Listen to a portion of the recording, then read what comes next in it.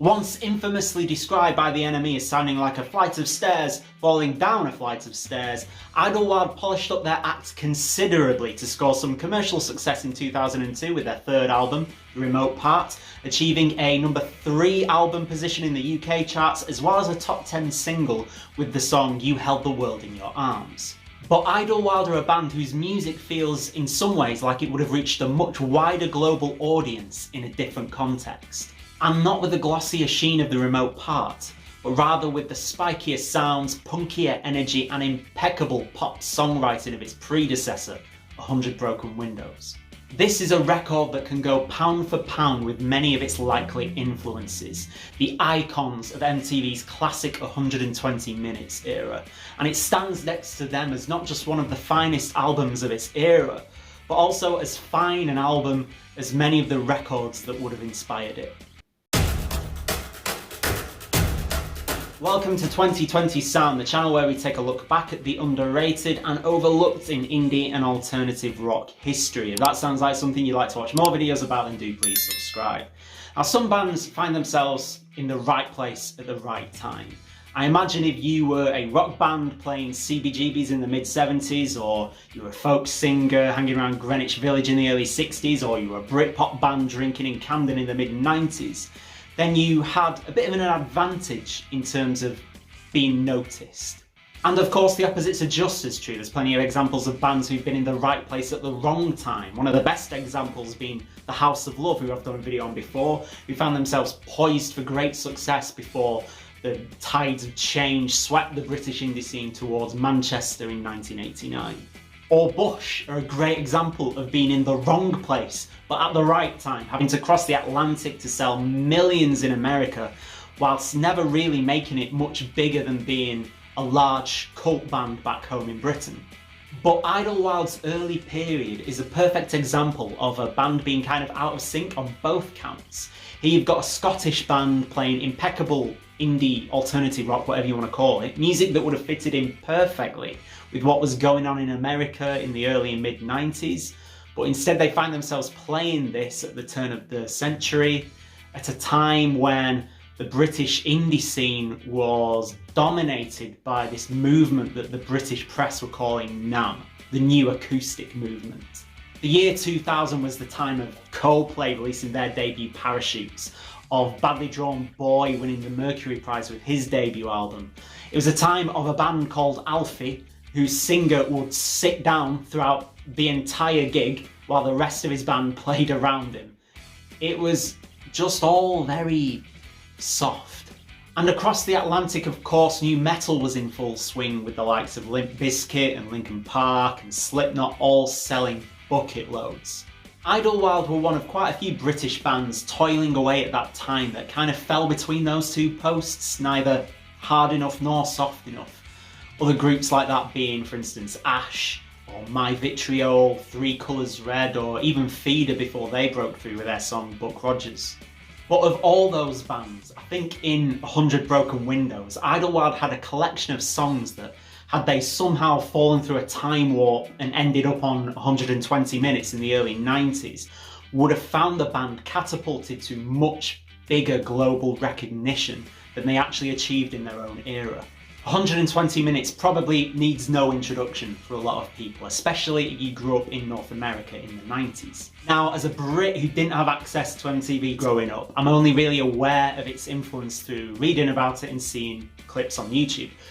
But I do know that 120 Minutes was a show that ran on MTV and later MTV2 from 1986 through to 2003 and was really at the peak of its influence in the early 90s. This was a show that gave most of the indie and alternative rock bands of that period their first exposure on North American television. It was hugely important for bands looking to build an audience over there, and hugely important for fans of that kind of music to find new bands. And it's synonymous with that early 90s indie and alternative rock era, famously being the place where the video to Smells Like Teen Spirit got its world premiere.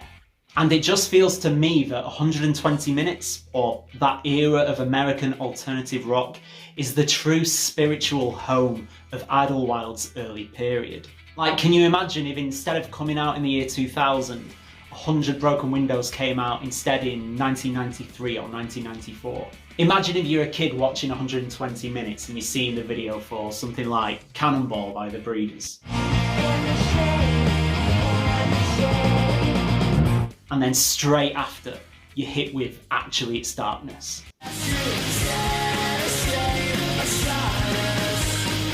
Or you're watching Cut Your Hair by Pavement. Darling, don't you go and cut your hair. Do you think it's... And then you find yourself watching These Wooden Ideas. Or, and here's one of the particularly interesting ones, you're watching the video to What's the Frequency, Kenneth by R.E.M.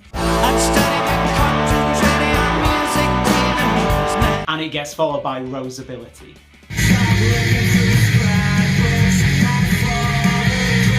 This music fits in perfectly with all that stuff going on at that time. You can't possibly tell me that kids watching 120 minutes would not have been absolutely buzzing for Idlewild. A lot has been made of R.E.M's influence on Idlewild becoming more apparent as time went on, but if you're paying attention, it's there from the very beginning. Satan Polaroid off their debut mini-album Captain has a similar jerky edge to R.E.M's 9-9. The sea is never capped, it always blows and knows it too.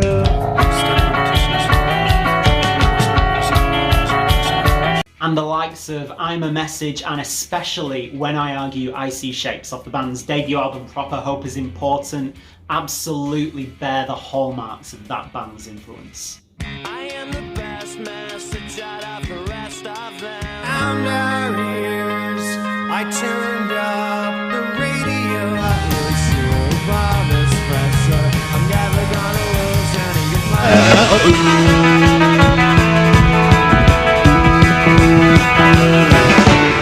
I was a huge fan of Hope Is Important as a teenager, and to be honest, the first time I heard 100 Broken Windows, I was disappointed. Because Hope Is Important was like a smorgasbord of alt-rock. You had hardcore rubbing shoulders with this R.E.M. style college rock. You had pop-punk rubbing shoulders with post-punk. You had acoustic stuff on there. You had grunge rock on there. By contrast, 100 Broken Windows is much more streamlined. I think I was expecting creative evolution. What I actually got, what I've come to really love about this album, is I think I got creative refinement. It's like they realised what they're best at and then mined it for the whole album.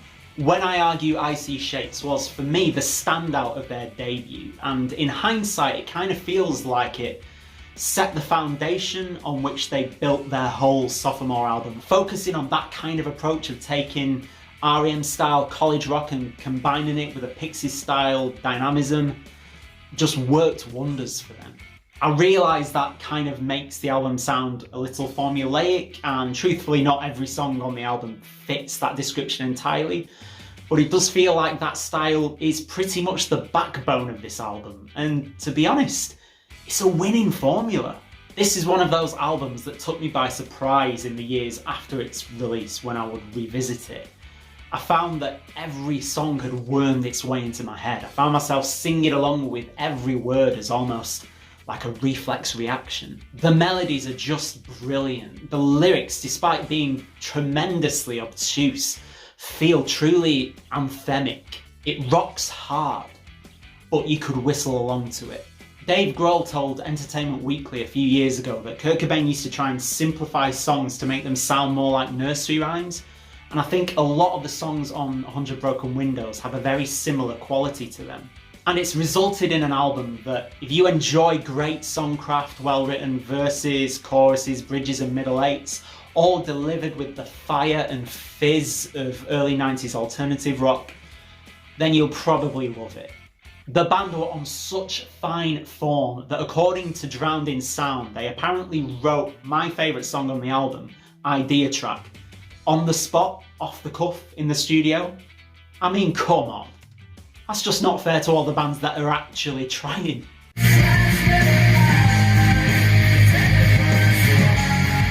I've read a lot of people referring to 100 Broken Windows as having one of the best runs of 8 songs on any album ever. which I think does a great disservice to track number 9, Rusty.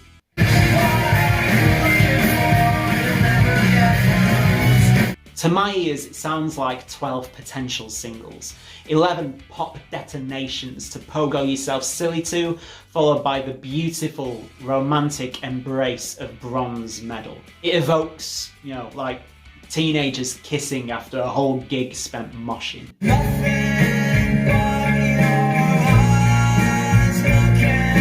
And it's a very teenage album in a lot of ways, but that's a huge part of its charm.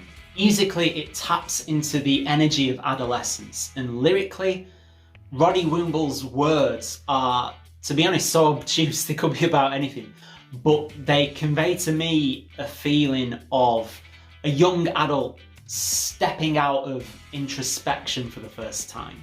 Someone stepping out of experiencing the world through other people's eyes, through literature and records, and for the first time experiencing the world for themselves, despite all of their fears and insecurities.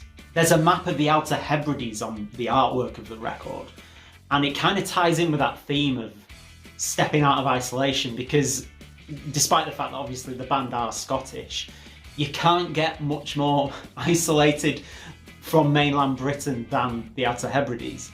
So it all ties together for me, that sense of the album being about stepping out of isolation, and to paraphrase the chorus of Actually It's Darkness, shedding a shade of shyness, try saying that 3 times fast, and stepping out there, getting out there, because in the words of I Don't Have the Map,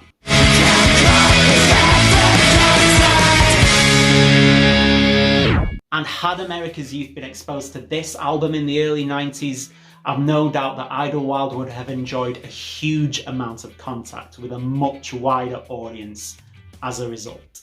Because on 100 Broken Windows, this band that once allegedly sounded like a flight of stairs falling down a flight of stairs, crafted a collection of alt-rock songs so perfect for that time that the only direction they would have been climbing is up. Thanks so much for watching. Let me know in the comments if there are any other bands you can think of that would have thrived in that era, who didn't exist in that era. And if you enjoyed this video, do please give us a like, share it with anyone who you think may enjoy it. And of course, if you'd like to watch more videos along similar lines to this, do please subscribe.